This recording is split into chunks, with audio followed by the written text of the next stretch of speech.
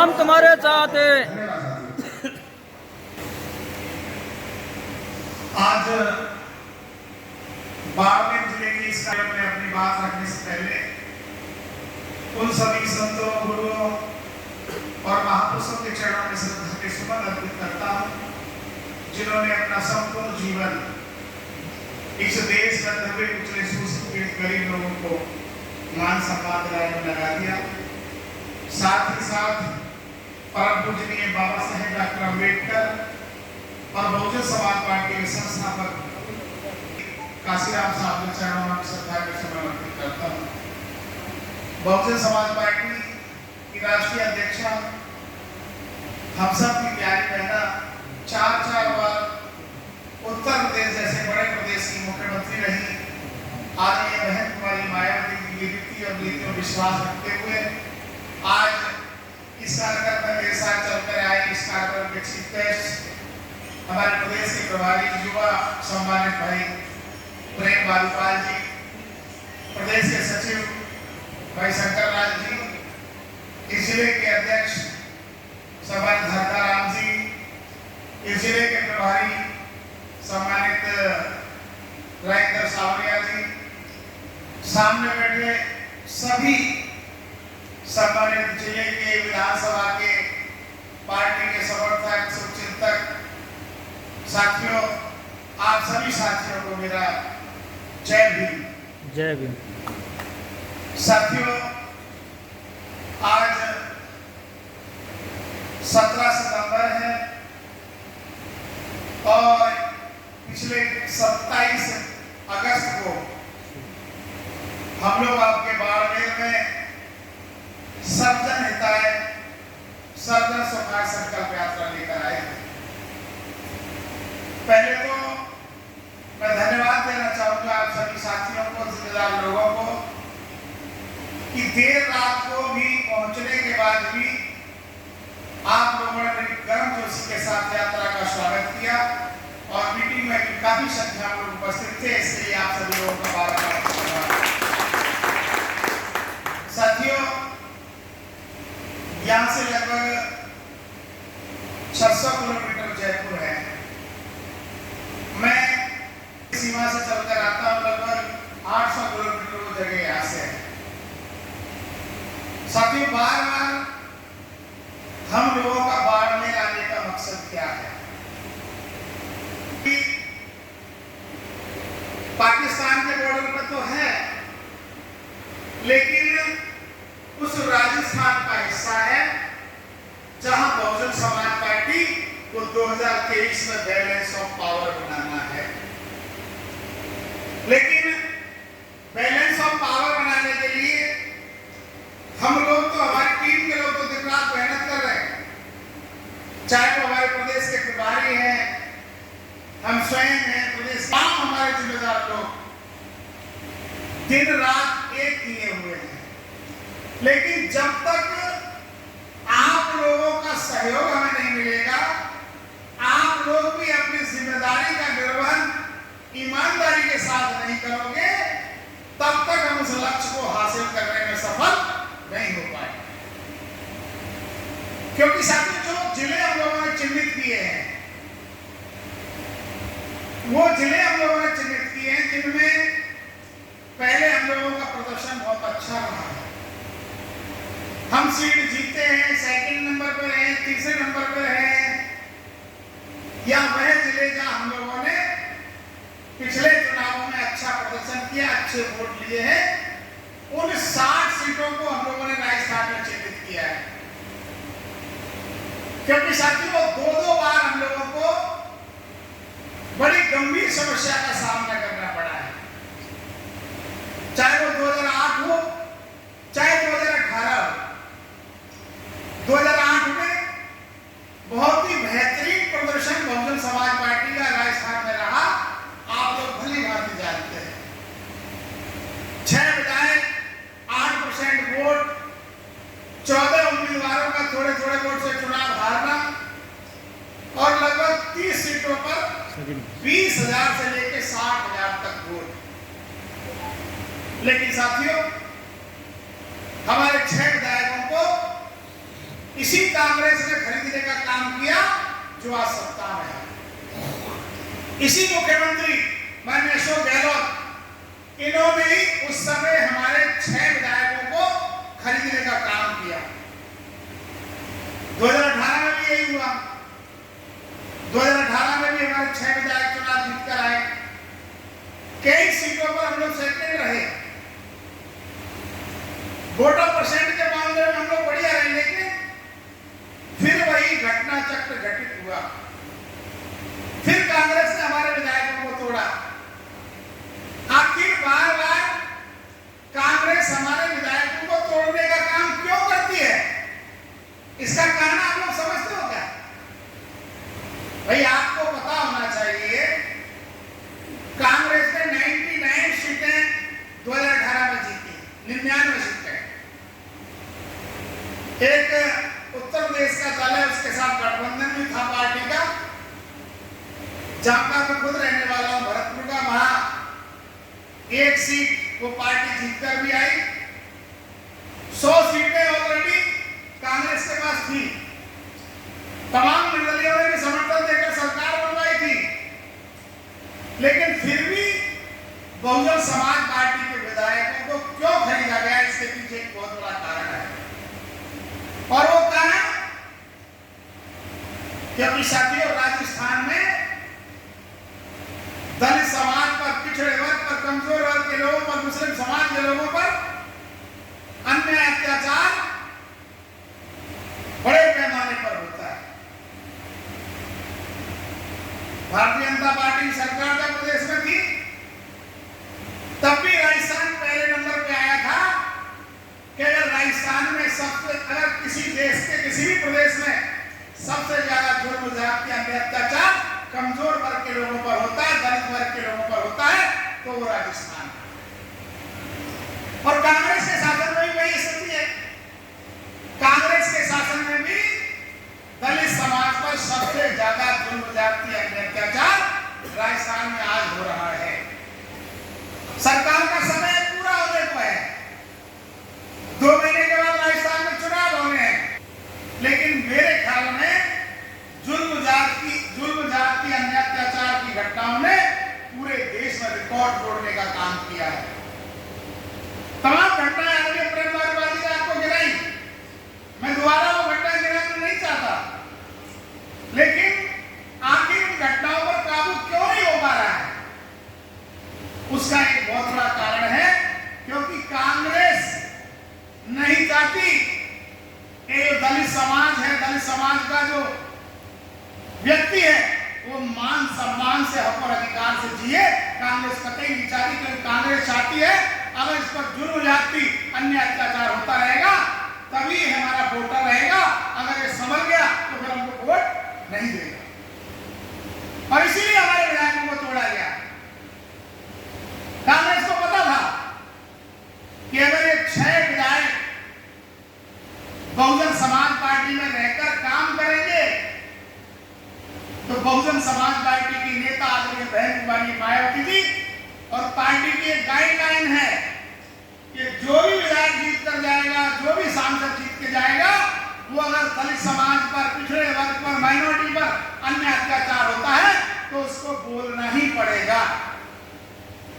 और साथियों, न्याय कहां से मिलता, फैसले कहां होते हैं? फैसले सड़कों पर नहीं होते, फैसले या तो विधानसभा में होते हैं या पार्लियामेंट में होते हैं। कानून कहां होता है? विधानसभा में या पार्लियामेंट में। सच्चाई है कि नहीं? तो उनको पता था कि अगर ये लोग बसपा में रहेंगे तो बहन कुमारी मायावती जी की रीति नीति के अनुसार जब भी सदन चलेगा, ये विधायक हमारा विरोध करेंगे, हमारी सरकार का विरोध करेंगे, हमारी सरकार को कटघरे में खड़ा करेंगे। इसीलिए इस कांग्रेस ने हमारे 6 विधायकों को खरीदा, मोटी रकम दी गई, मंत्री पद का लालच दिया गया, किसी को मंत्री बनाया, किसी को किसी बोर्ड का चेयरमैन बनाया। आपने देखा ही होगा। और ऐसा ही 2008 में हुआ। कांग्रेस का मकसद है कि बहुजन समाज पार्टी राजस्थान से पूरी तरह खत्म हो जाए और जब खत्म हो जाएगी तो हम दोनों की जो नूरा कुश्ती है आपस में कि एक बार कांग्रेस और एक बार बीजेपी, ये नूरा कुश्ती लगातार सैकड़ों साल तक चलती ही रहेगी। क्योंकि आप लोग देख रहे हैं पिछले 30 सालों से राजस्थान में सिस्टम चल रहा है, एक बार कांग्रेस, दूसरी बार बीजेपी, फिर कांग्रेस, फिर बीजेपी, फिर कांग्रेस, फिर बीजेपी। इतिहास गवाह है, पिछले 30 साल का इतिहास आप लोग देख लीजिए। आज कांग्रेस, मुख्यमंत्री अशोक गहलोत, इससे पहले बीजेपी, मुख्यमंत्री वसुंधरा, उससे पहले कांग्रेस, मुख्यमंत्री यही अशोक गहलोत, उससे पहले बीजेपी, मुख्यमंत्री यही वसुंधरा, उससे पहले कांग्रेस, मुख्यमंत्री अशोक गहलोत, उससे पहले बीजेपी, मुख्यमंत्री भैरव सिंह शेखावत। 30 साल से जो बारी इन्होंने बांध रखी है कि कोई जरूरत नहीं है गरीबों को न्याय देने की, कोई जरूरत नहीं है जुल्म जाति अन्य अत्याचार को रोकने की। जब ये लोग कांग्रेस से परेशान हो जाएंगे तो बीजेपी को ले आएंगे, और जब बीजेपी से परेशान हो जाएंगे तो कांग्रेस को ले आएंगे। आपने देखा होगा सरकारें बदल जाती हैं, तमाम तरीके के भ्रष्टाचार के आरोप भी लगते हैं, एक दूसरे को घेरे में रखा भी जाता है, चुनाव के समय तमाम तरह की बातें कही जाती हैं। हम अगर सत्ता में आए तो पूर्ववर्ती सरकार ने जो घोटाले किए उनकी जांच कराएंगे, जो भ्रष्टाचार हुआ उसकी जांच कराएंगे।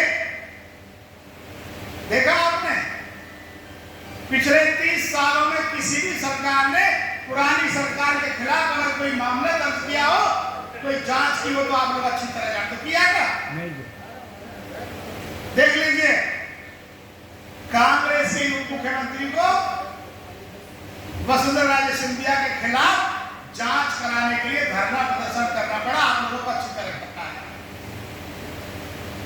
मैं साथियों आप लोगों से एक अपील करना चाहता हूं, निवेदन करना चाहता हूं। मान्यवर काशीराम जी ने जिस मकसद को लेकर बहुजन समाज पार्टी बनाई थी, क्योंकि मान्यवर साहब की सोच थी कि जिस दिन ये बहुजन समाज के लोग, बहुजन समाज से तात्पर्य है बहुत सारे समाज, एससी, एसटी, ओबीसी, माइनॉरिटी या सवर्ण समाज के गरीब लोग, जिस दिन एक डंडे और एक झंडे के नीचे आ जाएंगे, अपनी सरकार बना लेंगे और अपनी समस्याओं का समाधान कर लेंगे। लेकिन दुख इस बात का है हम इस बात को समझ नहीं पाए, और इन सरकारों ने भी हमें तोड़ने में कोई कसर नहीं छोड़ी। माननीय काशीराम जी कहा करते थे, ये उनकी लायकी है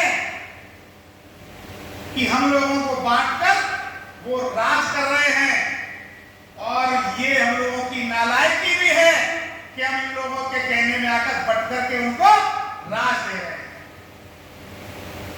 इसलिए साथियों, भरतपुर, धौलपुर, करौली, अलवर, सवाईमाधोपुर, दौसा, चाहे वो शेखावाटी का झुंझुनू, चूरू, हनुमानगढ़, सीकर, ये जो इलाका है, यहाँ बहुजन समाज पार्टी आज की तारीख में काफी मजबूत स्थिति में है, क्योंकि लगातार हम लोगों ने वहां मेहनत की है। भरतपुर मेरा खुद का गृह क्षेत्र है। ये जो जिले हैं उत्तर प्रदेश से सटे हुए जिले हैं, साथ ही जो शेखावाटी है वो बहुजन समाज पार्टी का जनाधार काफी मजबूत है। हम लोगों ने उनके बारे में लक्ष्य तय किया है। मैंने कहा ना 60 सीटों को लेकर हम लोग राजस्थान में काम कर रहे हैं। चुनाव तो हम लोग पूरी 200 में लड़ रहे हैं, इसमें तो कोई डाउट की बात है ही नहीं। हो सकता है कहीं मजबूत कहीं कमजोर, लेकिन जो 60 सीटें हम लोगों ने चिन्हित की हैं, उन 60 सीटों में से हमारा प्रयास है कि कम से कम हमारी इतनी सीटें जीत कर आए कि किसी की पार्टी को यह बहुमत नहीं मिले, और फिर उत्तर प्रदेश की तरह राजस्थान में भी हमको सरकार बनाने का मौका मिले। आपसे भी सहयोग की उम्मीद करता हूं, क्योंकि यहाँ की भी 2-3 सीटें हम लोगों ने चिन्हित की हैं। और सीटें कौन सी है? मैंने कहा ना शुरुआत में, जहां हमारा प्रदर्शन पीछे अच्छा रहा है 8 से लेकर 18 तक, जहां हम लोगों ने उस गिनती में रखा है। आप देख लीजिए इतिहास यहाँ का। भाई शिवाड़ा में आप लोगों की स्थिति बहुत अच्छी रही, थोड़े से वोट से आप हारे। वाहिद में भी आप लोगों ने देखा होगा, पिछली बार अच्छा वोट आप लोगों ने लिया नहीं लिया। तो अगर आप लोग जिम्मेदार साथी थोड़ी सी मेहनत कर ले, थोड़ा सा प्रयास कर ले, तो अच्छे उम्मीदवार आपके पास आ सकते हैं। और मैं विश्वास के साथ कह रहा हूं, अगर कोई मजबूत उम्मीदवार आएगा तो समाज भी वोट देने में कोई कोर कसर नहीं छोड़ेगा, उसको जिताएगा। क्योंकि ये बेल्ट है, ये जो क्षेत्र है, राजस्थान में सबसे ज्यादा जुर्म, जाति, अन्य अत्याचार अगर होता है तो इसी बेल्ट में होता है। चाहे वो बाड़मेर है, जैसलमेर है, जोधपुर है, पाली है, यही बेल्ट है ना। जालो सबसे ज्यादा जुर्म, जाति, अन्य अत्याचार इसी क्षेत्र में होता है। और परिवर्तन की छटपटाहट कहां होती है? परिवर्तन कौन चाहता है? भाई परिवर्तन वो व्यक्ति नहीं चाहता जो इस व्यवस्था से पूरी तरह संतुष्ट है, जिसका फायदा हो रहा है। परिवर्तन कौन चाहता है? जो इस व्यवस्था में सबसे ज्यादा पीड़ित है। और सबसे ज्यादा पीड़ित कौन है? हमारे और आपका समाज। सच्चाई है कि नहीं? परिवर्तन तो वो चाहता है, लेकिन वो करे क्या भाई? 75 साल की आजादी में वोट तो उसने डाला ही है भाई, वोट तो किसी ना किसी को दिया ही है। और सबसे ज्यादा इस गरीब समाज ने वोट देने का काम अगर किया है तो इस कांग्रेस को किया है। सबसे ज्यादा केंद्र में और स्टेट में अगर कांग्रेस सत्ता में रही है तो ये दलित और मुस्लिमों के वोट के बल पर रही है। सच्चाई है कि नहीं? और 75 सालों में उसने वोट भी दिया ऐसी पार्टी को, लेकिन वो उसको छोड़ना तो चाहता है। उसे इसकी करतूत तो पता हो गई है, लेकिन उसकी मजबूरी है, करे तो करे क्या, जाए तो जाएगा। सच्चाई है कि नहीं? भाई आप देखिए, जालौर में घटना हुई, इंदर मेघवाल 9 साल का मासूम बच्चा, पाली में जितेंद्र मेघवाल, हम सब लोग गए वहां, हमारी टीम गई, माननीय सांसद राम जी गौतम जी बन गए, हमारी प्रदेश की पूरी टीम गई। हम लोगों ने मांग भी रखी, सरकार से भी बात की, लेकिन जो 8.5 लाख रुपए सहायता मिलती है SC/ST के लोगों को, केवल वही सहायता उन लोगों को बड़ी मुश्किल के बाद मिली। कोई बड़ा अधिकारी, सरकार का कोई बड़ा कारिंदा न पाली गया और न जालौर गया। लेकिन देखिए दूसरी तरफ उदयपुर में एक घटना घटित होती है। उदयपुर में एक सवर्ण दर्जी मारा जाता है। कांग्रेस के बड़े से बड़े कारिंदे स्वयं मुख्यमंत्री वहां पहुंच गए। बीजेपी ने भी धरना प्रदर्शन लगा दिया, मुख्यमंत्री स्वयं गए, 50 लाख रुपए का चेक लेकर गए, परिवार के लिए 50 लाख रुपए की सहायता। और जो 2 बच्चे हैं इनको सरकारी नौकरी, और 15 दिन के भीतर नौकरी लेकर के फोटो भी खिंचा के अखबार में लगा दिया कि 2 बच्चों को नौकरी दे दी गई। ये वही कांग्रेस है जिसको सबसे ज्यादा हम लोगों ने वोट दिया है। जब इंदर मेघवाल मरता है, जितेंद्र मेघवाल मरता है, तो सरकार की तरफ से कोई सहायता नहीं। वो तो भाई सिस्टम है, गवर्नमेंट ने केंद्र की नीति है कि 8.5 लाख रुपए देने होंगे, लेकिन स्टेट सरकार की तरफ से कोई बेनिफिट नहीं। और जब सवर्ण दर्जी मरता है तो 50 लाख रुपए का चेक और 2 बच्चों को सरकारी नौकरी। ये कांग्रेस का चरित्र और चेहरा है, जिस कांग्रेस को सबसे ज्यादा वोट हम लोग देते हैं। चलो बीजेपी की तो बात छोड़ो भाई, बीजेपी के बारे में तो सर्वविदित है कि ये पूंजीपतियों की पार्टी है, पैसे वालों की पार्टी है, व्यापारी और उद्योगपतियों की पार्टी है, दलित विरोधी लोग हैं, गरीब विरोधी है, कमजोर विरोधी है, ये तो पता है ही। लेकिन कांग्रेस भी इस मायने में कहीं भी पीछे नहीं है, बताओ है क्या पीछे? नहीं नहीं लगातार जुल्म जाति हो रहा है, हमारे युवाओं की हत्या हो रही है, हमारी बहन बेटी के साथ बलात्कार हो रहा है। सरकार मूक दर्शक वन तमाशा